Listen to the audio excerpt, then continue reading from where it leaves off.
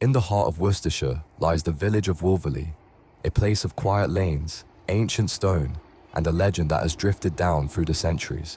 A story of war, love, faith, and a mysterious white swan. In the 14th century, Wolverley was home to Sir John Attwood, a knight whose family once bore the Norman name de Boy, but who, like many, had taken on a more English sound. He held a manor here, living with his wife in the great house that stood at the heart of the estate. When the call came for another crusade, Sir John, like so many of his peers, took up arms and left England for the Holy Land. His wife remained behind to keep the manor running in his absence. But the campaign was ill-fated. Sir John was captured by Saracen forces. Unable to pay the ransom demanded for his release, he was left to languish in captivity. For years, in Wolverley, the seasons turned, but no word came. Lady Attwood feared the worst.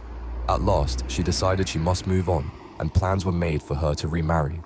On the morning of her wedding day, the milkmaid walked across the meadow, the family dog padding at her side. There, lying in the grass, was a ragged, bearded figure, his ankles bound in iron fetters. Startled, she hesitated until the dog ran forward, tail wagging in recognition.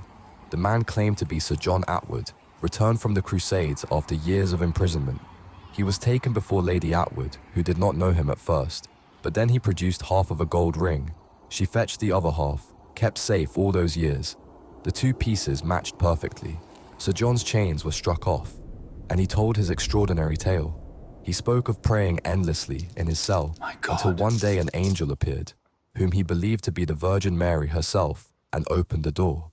At that moment, a great white swan landed above. It bore him into the sky, carrying him over land and sea, until at last they reached Wolverley. As they descended, his foot struck the church steeple, knocking loose a tile before he landed in the meadow below.